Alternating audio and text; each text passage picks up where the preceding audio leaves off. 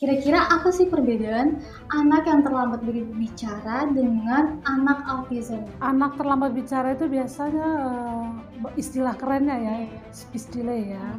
Anak autism itu biasanya lebih bermasalah pada komunikasi ya atau bahasa yang dikeluarkan sehari-hari.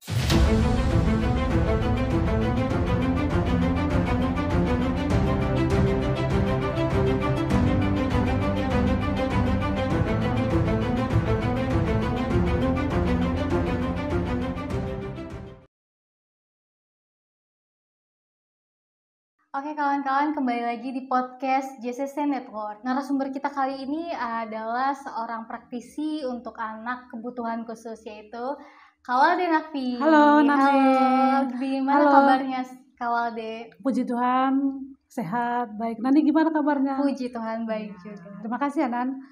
Jadi nama saya Ewalde Emerenciana Navie. Saya adalah praktisi untuk anak-anak berkebutuhan khusus. Autisme itu seperti apa sih kawan? Jadi untuk anak-anak berkebutuhan khusus ini ada beberapa kategori ya.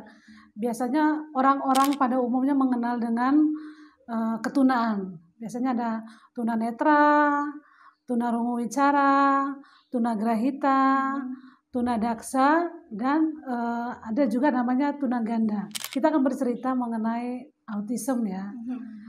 Autism itu adalah salah satu kelainan dalam perkembangan yang terjadi pada otak.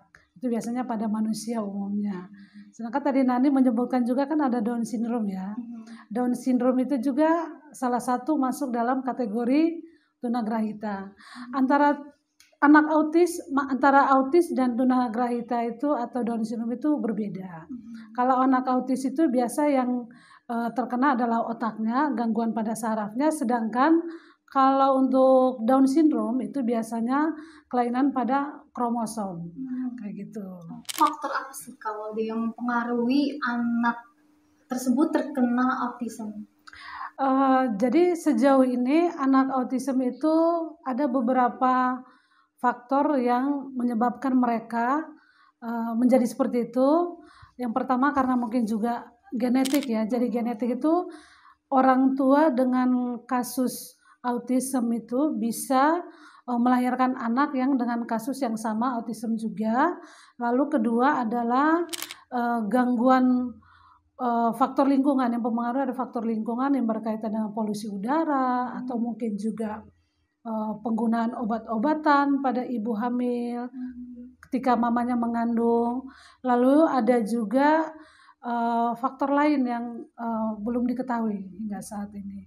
Namun biasanya di dunia kesehatan mungkin ada beberapa yang sudah paham lebih pada biasanya pemeriksaannya itu nanti yang menurut asesmen yang kita lakukan biasanya ya sebelum menerima anak-anak dengan kasus seperti ini biasanya kita ada melakukan tindakan asesmen. Di situ nanti disertakan dengan catatan dokter. Ada juga yang menerangkan bahwa anak-anak ini terdapat kandungan merkuri yang ada dalam tubuhnya sehingga menyebabkan dia menderita kasus autism gitu. Seperti itu Nah. Aku juga pernah baca kalau autism itu tuh ada perbedaannya lagi Kak Walde. Ada yang kalau tidak salah itu verbal dan non verbal. Nah itu seperti apa sih Kak Walde? Kalau untuk anak autism dengan yang non verbal, mereka tuh biasanya tidak mau berbicara atau tidak mau berkomunikasi. Mereka lebih kepada gestur tubuh ya. Sedangkan untuk anak-anak dengan yang menggunakan verbal, mereka biasanya mau berbicara tapi dengan kata yang hanya sepotong-sepotong aja.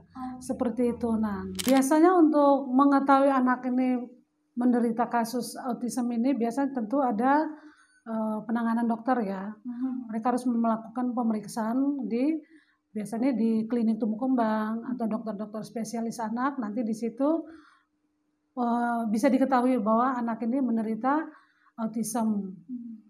Dari dokter pada umumnya itu menyarankan untuk melakukan terapi karena secara umum anak autism ini tidak bermasalah dengan kognitif ya. Mereka rata-rata itu pintar ya untuk anak-anak seusia mereka dan dengan anak-anak reguler lainnya itu mereka termasuk anak-anak yang pintar. Tetapi di sini mereka bermasalah dengan perilaku sosial. Anak-anak autis ini biasanya tidak mau bergaul dengan teman-teman ya, dengan teman-teman seumurannya, melakukan kegiatan yang berulang-ulang. Contoh ya, mereka senang sekali dengan contoh kipas angin. Kipas angin itu kan ada baling-balingnya berputar.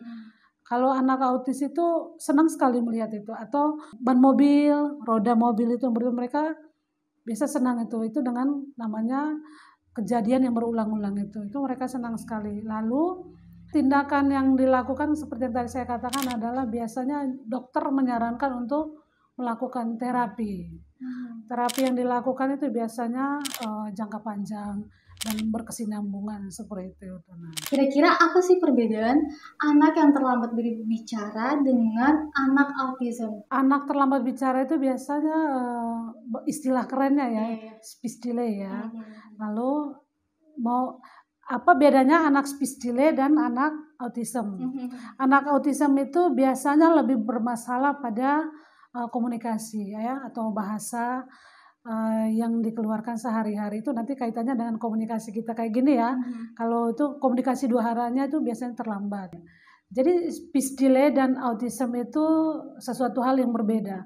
Kalau autism itu biasanya anak-anak yang kalau untuk secara verbal itu mereka bisa berbicara satu atau dua kata. Sedangkan untuk yang speech delay itu biasanya mereka lebih menunjukkan dengan bahasa tubuh. Contohnya mereka ketika menginginkan sesuatu, anak speech delay itu nanti akan menunjuk atau mengambil sendiri. Lalu untuk anak autis itu bisa aja dia nanti ngomong nanti. Contohnya makan, dia bisa aja ngomong makan. Kalau anak speech delay itu biasanya nanti ngambil sendiri. Seperti itu kira-kira ya. Yang umumnya yang kita tahu ya, kayak gitu. Untuk anak normal itu kita sudah tahu kebutuhannya di sekolah kan itu untuk pintar, untuk bisa belajar sopan santun. Nah, kalau untuk anak autism sendiri itu tujuan untuk mereka di sekolah tuh di sekolah kan itu seperti apa? Jadi untuk peraturan pemerintah sekarang adalah anak-anak untuk masuk usia sekolah dasar itu adalah usia 7 tahun. Apapun itu kategorinya dia, apapun dia itu kasusnya, apakah dia itu seorang yang berkebutuhan khusus ataupun tidak, usia 7 tahun itu dia udah harus masuk sekolah. Namun ketika masuk sekolah itu kan ada beberapa sekolah yang menerima anak dengan kategori kebutuhan khusus, itu tentu perlu penanganan yang lebih spesifik ya. Jadi untuk anak-anak reguler itu biasanya kita tahu bahwa tujuan mereka dari untuk bersekolah itu atau mengenyam pendidikan itu adalah untuk bisa membaca, bisa menulis ya, bisa menguasai bahasa asing gitu kan ya. Namun untuk anak-anak berkebutuhan khusus ini umumnya ya tidak hanya autis, tidak hanya tunagrahita, ada pun yang kayak seperti tunarungu wicara, tunadaksa dan lain-lain. Tujuannya mereka untuk mengenyam pendidikan ini adalah bagaimana mereka bisa berproses untuk nantinya ketika tidak ada orang yang membantu, dia mampu mengurus dirinya sendiri, seperti berpakaian, makan ke belakang, lalu untuk membersihkan dirinya ketika selesai dari toilet gitu. Itu tuh sebenarnya hal mendasar untuk anak-anak berkebutuhan khusus ini belajar di sekolah-sekolah khusus. Untuk kegiatan-kegiatan seperti tadi ya, baca, tulis, berhitung dan sebagainya itu adalah hal yang kedua ya. Karena untuk anak-anak reguler ini kan tentu saja kita bisa mengajarkan kepada mereka dan daya tangkapnya kan pasti ini ya lebih cepat. Mereka dengan kasus yang seperti tadi ada beberapa itu perlu penanganan yang jangka panjang ya, penanganan yang tidak setengah-setengah. Penanganan itu harus bisa aja yang dari bayi sampai sepanjang hidupnya dia perlu latihan yang banyak untuk bagaimana dia nanti bisa menjalani kehidupan sendiri ya, bisa mengurus dirinya sendiri di mana dia tinggal. Rata-rata tiap tahun untuk diagnosa anak dengan kebutuhan khusus itu seperti apa? Kalau itu kan pasti kita perlu instansi terkait ya untuk mendeteksi itu ya. Tapi sejauh ini kasus dengan anak-anak yang mengalami hambatan-hambatan itu meningkat ya, berdasarkan dengan penerimaan siswa ya yang kita terima beberapa tahun ini meningkat. Mungkin ada beberapa faktor ya, terutama kita yang tinggal daerah Jakarta ini tingkat polusi kita yang cukup tinggi, ibu-ibu pekerja yang dengan mobilisasinya yang tinggi sehingga bisa aja kurang istirahat, pola makan yang tidak teratur, atau juga mungkin tingkat stres yang berlebihan bisa mempengaruhi si ibu yang ketika mengandung atau juga yang sedang merencanakan untuk program kehamilan itu mungkin sebaiknya perlu diperhatikan juga. Perbedaan Down syndrome sama autism itu seperti apa sih? Untuk gambaran umum aja ya yang perlu diketahui sama para orang tua yang ada di luar sana ya. Kalau untuk anak-anak Down syndrome itu yang lebih terlihat adalah mereka itu, Rani pernah lihat ya, anak Down syndrome itu seringkali dikatakan orang awam anak 1001 wajah. Jadi di seluruh dunia mereka punya wajah yang sama. Ya, itu kaitannya dengan kelainan kromosom. Yang menjelaskan adalah biasanya dokter ya. Itu gambaran umum yang saya sampaikan. Sedangkan untuk anak autis itu lebih pada perilaku sosial, kontak mata yang kurang ya. Perilaku sosialnya tuh kayak gimana? Jadi di usianya dia itu, contoh anak-anak usia 5 tahun seharusnya udah bisa bermain ya sama teman-teman seusianya dia. Dia masih senang dengan dunianya sendiri. Dia masih suka dengan mainan, ada yang mainan kayak monte, atau ada juga dia suka mainan mobil-mobilan, atau dia suka mainan dengan bunyi-bunyian. Dia jarang sekali untuk mau kontak sama orang lain maupun bermain bersama teman-teman sebayanya. Jika ditemukan seperti itu, segeralah orang tua untuk mengambil langkah yang cepat untuk memeriksakan ke dokter-dokter terdekat kayak gitu. Itu orang-orang yang berkompeten untuk menangani anak-anak yang mengalami keterlambatan perkembangannya. Pola makan untuk anak kebutuhan khusus, apakah berbeda dengan kita dengan yang normal atau dia memiliki makanan khusus berbeda dengan kita? Sebenarnya anak autis ini kan beragam ya, ada kategorinya, ada yang boleh makan makanan yang seperti kita pada umumnya, orang-orang pada umumnya, ada yang tidak boleh. Yang tidak boleh itu biasanya seperti yang mengandung tepung ya, tepung, tinggi gula, coklat, susu, itu sebaiknya dihindari karena kita kan berbicara mengenai anak autism ya.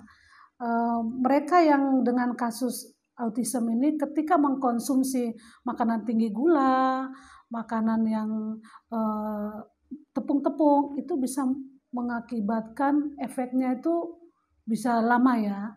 Itu ibaratnya morfin dalam tubuh mereka. Jadi mereka mengkonsumsi saat ini ya, imbasnya itu bisa 1 minggu ke depan, bisa aja mereka nanti dengan masalah konsentrasi yang buruk, atau dengan tantrum, biasanya seperti itu. Anak-anak dengan kasus autism ini sebaiknya beberapa juga diperhatikan ya untuk makanan seperti makanan-makanan siap saji itu tentu mengandung tinggi gula, tinggi garam ya, itu tentu saja mempengaruhi mereka ketika untuk konsentrasi belajar, kontak mata. Mereka makan saat ini ya, tapi imbasnya itu bisa 1 minggu ke depan mereka bisa mengalami masalah-masalah yang mempengaruhi mereka ketika belajar nanti.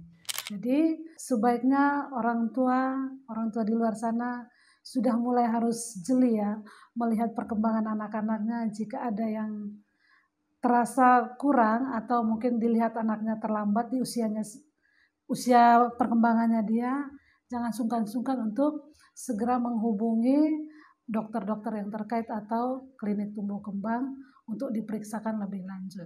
Ada anak memegang buah itu, buah yang bertekstur kasar seperti salak, kemudian rambutan, itu geli. Nah, kira-kira itu anak yang bisa dikategorikan ke dalam anak berkebutuhan khusus atau itu sebenarnya normal saja? Jadi memang anak-anak autism ini bermasalah dengan sensor motornya ya. Itu kaitannya dengan motorik halus.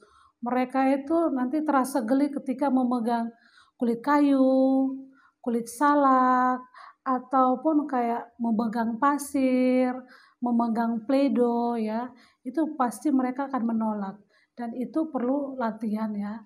Ada latihan-latihan untuk membantu mereka sehingga motoriknya mereka ya, sensornya mereka pada telapak tangan maupun telapak kaki, ataupun mungkin ada beberapa yang tidak menyukai pakaian dengan tekstur seperti wool, itu mereka pasti akan menolak dan itu perlu penanganan yang lebih lanjut seperti itu. Untuk anak kebutuhan khusus ini sebenarnya haruskah dia disekolahkan atau orang tua sendiri bisa mengajarkannya dia di rumah? Itu kira-kira gimana, Kak? Jadi anak-anak itu mempunyai hak untuk mengenyam pendidikan ya, di mana aja.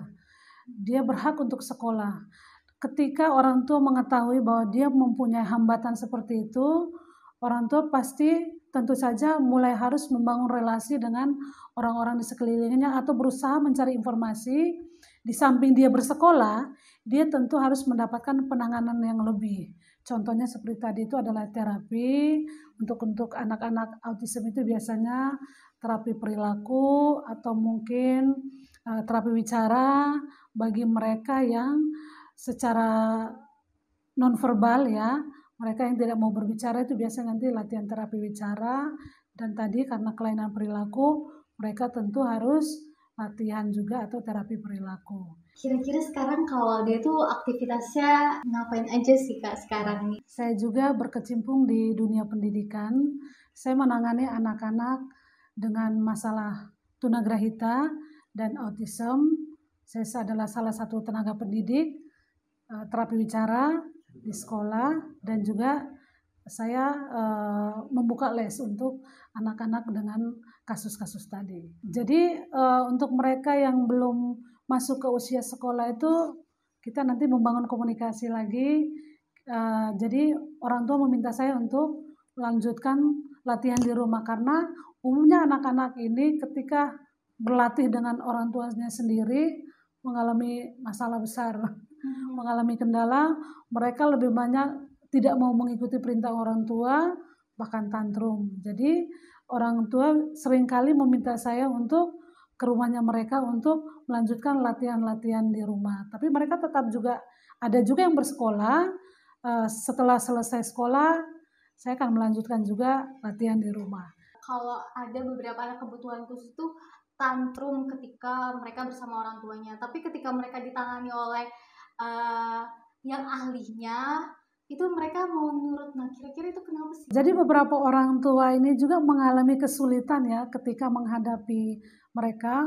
Mungkin satu karena untuk menghadapi mereka itu kita perlu teknik ya, ada teknik, dan kita tentu harus menggunakan hati ya.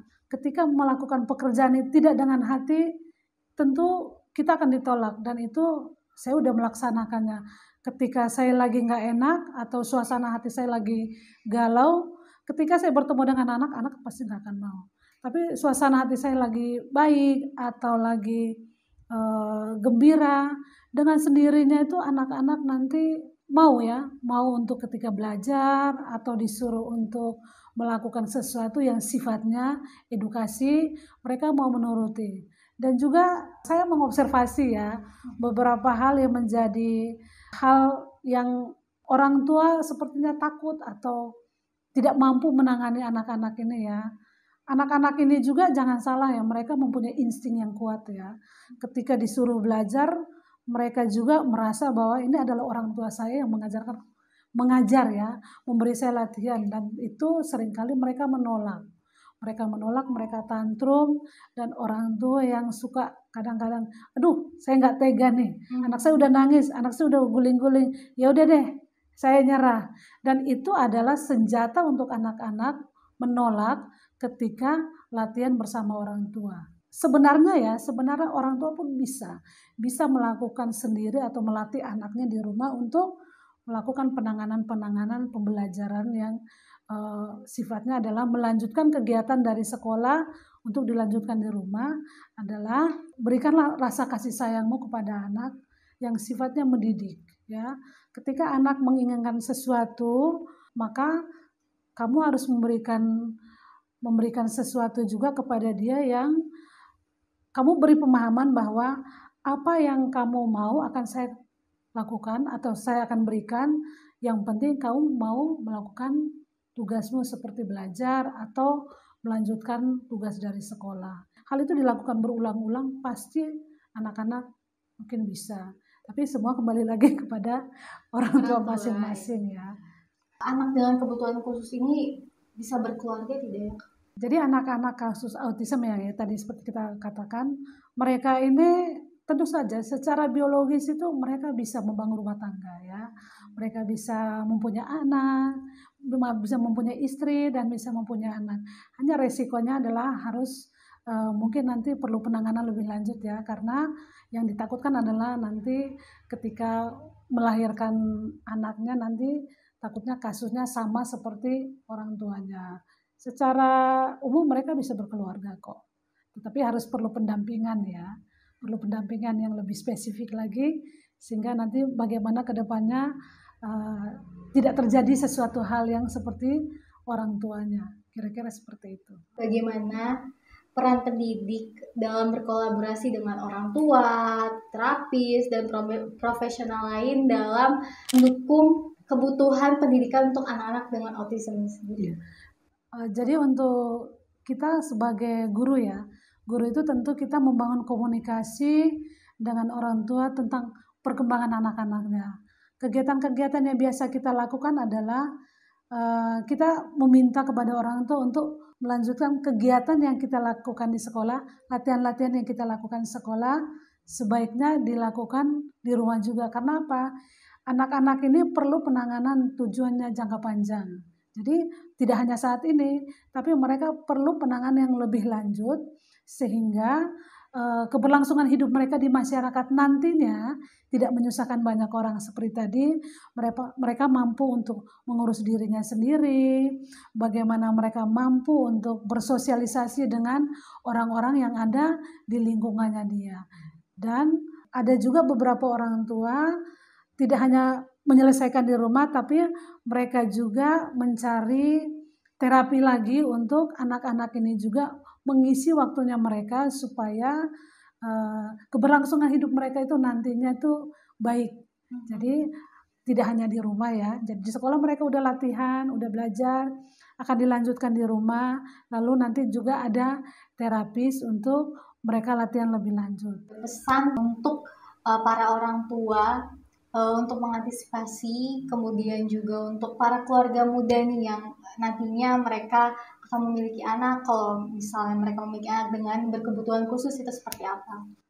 Jadi untuk para orang tua yang memiliki anak dengan kasus tidak hanya autism ya, ada yang tunaganda, tunagrahita, tunadaksa, tunarungu wicara itu janganlah malu ya, janganlah malu untuk mencari pendidikan yang tepat buat anak-anak ini karena Tuhan menciptakan anak-anak ini sesuai dengan kemampuan dan kehebatannya mereka masing-masing.